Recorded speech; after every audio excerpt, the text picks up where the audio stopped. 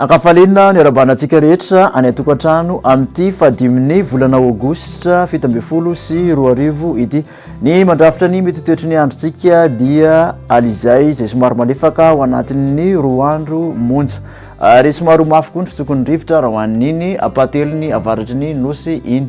Ny onjan-dranomasina kosa dia somary avoavo amin'iny ilaina tsinana nosy manontolo mahazo ny ilaina andrefa manontolo iny. Araka izany tokony hitandra ihany koa ny mpanjony sy ny mpampiasa ny ranomasina rehetrarehetra. Mikasika ny toetry ny andro ho an'ny rapitsy maraina somary ahitana orana tandrifindrahona, ahitana orana malefaka ny faritra Diana, Sava, Analanjorofo, ny ilaina tsinanan'ny faritra Sofia somary andrahona kosa ny andro ary mety arahanerika raha ho an'ny faritra Atsinanana somary ahitana zavitany ny voamaraina ny tapany atsimon'ny nosy manontolo, omaina kosa raha ho an'ny faritra Sisa.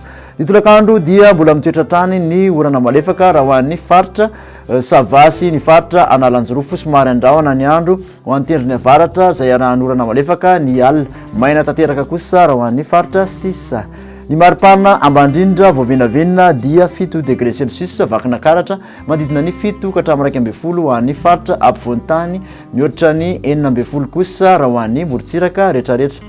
Ny maripana ambondrindra dia 30 degré Celsius any Mahajanga manodidina ny 20 ka hatramin'ny 20 raha ho an'ny faritra ampovoan-tany, 20 ka hatramin'ny 70 ho an'ny morontsiraka Atsinanana ary 70 ka hatramin'ny 30 kosa raha ho an'ny morontsiraka Andrefana. Raha mikasa ho any amin'ireo tanàn-dehibe ivelan'ny Madagascar ianao dia somary andrahona ny andro raha ho an'ny Paris, Johannesburg, Nairobi, ahitana orana tandrifindrahona any Bangkok, omaina kosa ny andro raha ho an'ny Milan. Mikasika ny toetry ny andro ho an'ny nosy manodidina ny Madagascar, ahitana orana tandrifindrahona i Comore, somary arankotroka kely zany raha ho an'ny Seychelles, ahitana orana andrahona ny andro ho an'ny Maurice, maina tanteraka kosa ho an'ny La Réunion. Dia izay indray ary tompoko ny azo tolotra anao tamin'ity anio ity, manasa anao amin'ny manaraka indray, veloma tompoko.